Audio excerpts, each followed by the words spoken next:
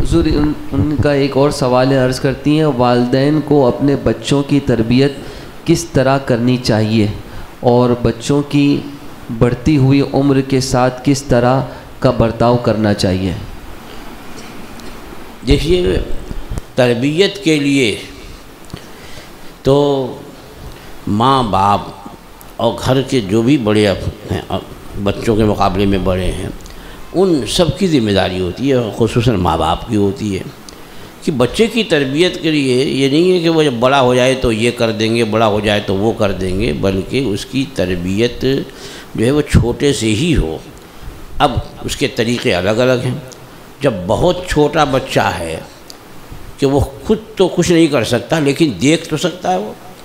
تو اس کے سامنے ایسا کام کریں کہ جس سے اس کی سرشت، اس کی طبیعت جو ہے وہ اخذ کرے اور پاک بنے۔ مثلا یہ کہ گھر میں ماں ہے، دادی ہے، پھوپھی ہے، بہنیں ہیں بڑی، تو وہ نماز وغیرہ کی پابندی کریں، تو وہ اب وضو کریں گی اور دن میں کئی مرتبہ وضو ہوگا، پھر پابندی سے نماز ہے، تو بچہ جو ہے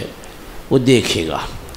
دیکھ کر کے وہ تربیت قبول کرے گا، اس کو کہنے کی ضرورت نہیں پڑے گی۔ اور جب وہ کچھ بڑا ہو جائے، کچھ سمجھنے لگے، تو اس سے اچھی باتیں کہیں، مثلا قرآن مجید کی خود بھی تلاوت کرے،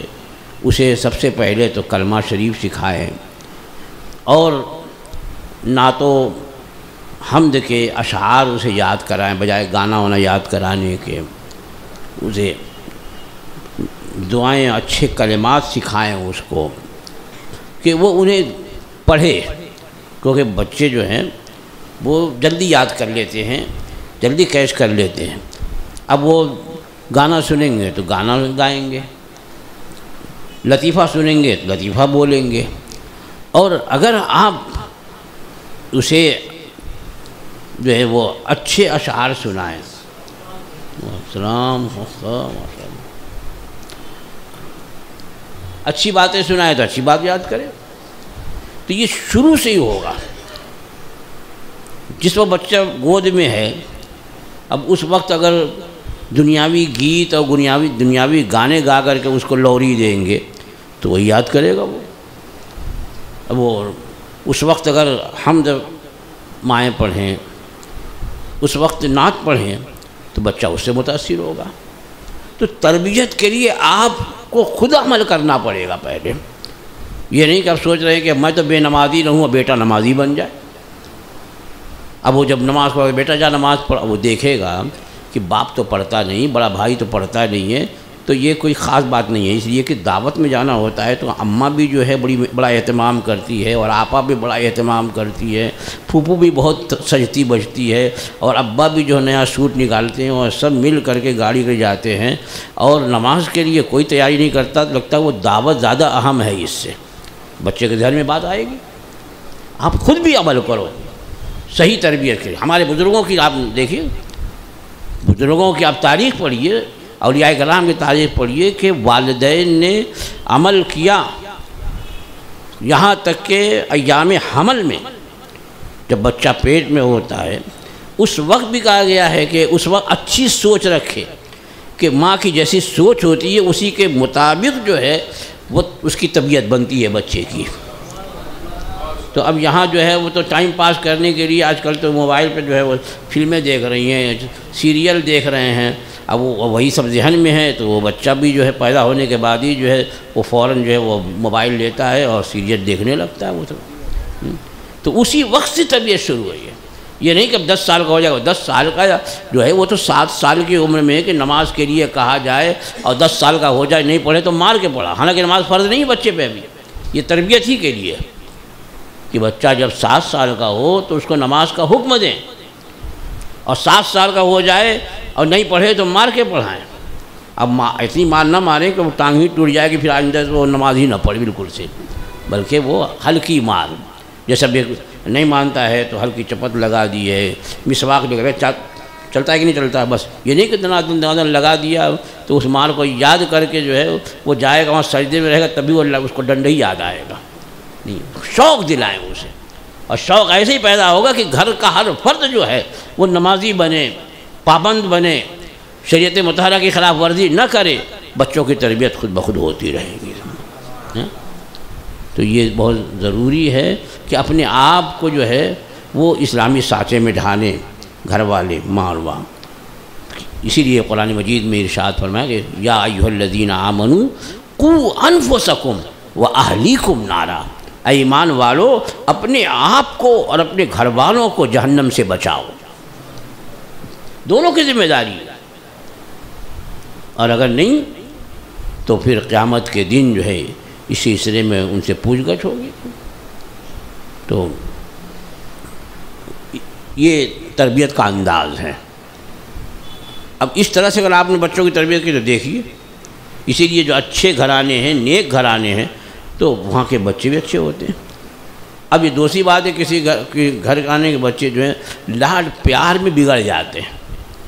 مثلا گھرانہ تو اچھا ہے، پیر صاحب کا گھرانہ تو بڑا اچھا ہے، لیکن وہ بچہ جو ہے بجائے پیر صاحب اور اپنی امی ابو کے ساتھ رہنے کے بجائے جو ہے وہ مریدوں میں کھیلتا ہے۔ اب مرید جو ہیں عقیدت میں لے کر کے اسے جو ہے وہ ہر فرمائش، چاہے جیسی بھی فرمائش ہو، ارے حضرت کا بچہ ہے، حضرت کا بچہ ہے لہذا لو، چاکلیٹ بولا تو دے دیا، یہ بولا تو دے دیا، اب ڈھول بولا تو دے دیا، وہ سخ باجا بجایا مجھے یہ بجا وہ بھی دے دیا، بھائی پیر صاحب کا بیٹا ہے، تو وہیں سے بگڑنا شروع ہو جاتے ہیں۔ اسی لیے کہا گیا ہے کہ درستی و نرمی بہم بیاست، جو فاسد کی جرہ و مرہم نہست، کہ درستی اور نرمی، سختی اور نرمی یہ دونوں ملی جلی بہتر ہے۔ جیسے فاسد کھولنے والا، اب تو سب علاج ختم ہو گیا، یہ اب ایڈورٹائز زیادہ ہے، علاج کم ہے اس کا، کیونکہ وہ صحیح معلوم ہی نہیں ہے انہیں، بس وہ کہ وہ لگائیے اور یہ کریے۔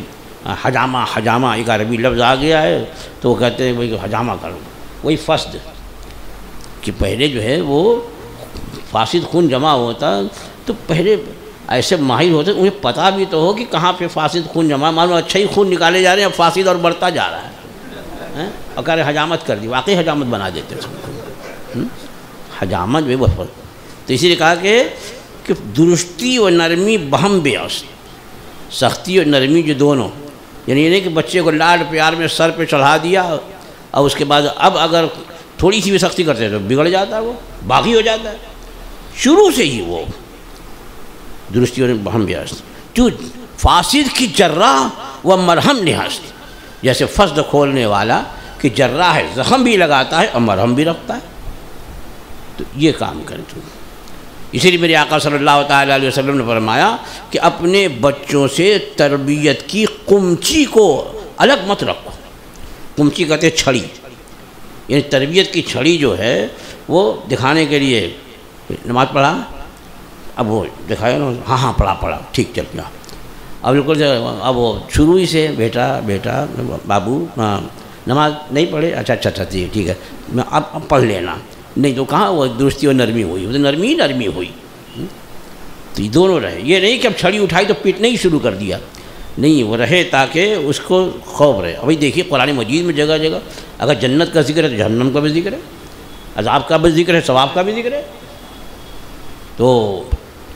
یہ دونوں باتیں ہونی چاہیے۔ بہت زیادہ لاڈ پیار میں اب کہیں باپ سختی کچھ کرنے لگتا ہے تو ماں لاڈ پیار میں بگاڑ دیتی ہے، ارے ایسا کر بپوا ہو گیا ہے مت پوچھو، جب دیکھو جب جو ہے وہ سوار رہتا ہے اس کے اوپر، اب وہ شروع ہے، تو اب بچہ جو ہے سوچتا ہے میری ماں جو ہے میرے لیے بہت اچھی ہے، واقعی ماں کے قدموں کی طرح جنت ہے۔ باپ یہ سوچتا ہے باپ جنت کا دروازہ ہے، بغیر جنت سے دروازے سے جائے گا کیسے وہ، لیکن باپ کی اب یہ ایک نفرت پیدا ہوتی نہیں۔ باپ اگر کچھ کہے تو کبھی دوسرا چاہے ماں ہو کہ چاہے دادی ہو اس کی مخالفت نہ کرے، وہی بچے باغی ہوتے ہیں اور تربیت ان کی بگڑتی ہے۔ بہرحال تربیت سے بہت زیادہ بول گیا، پھر تھوڑا ہی بولنا چاہیے تھا تاکہ عمل کر سکیں۔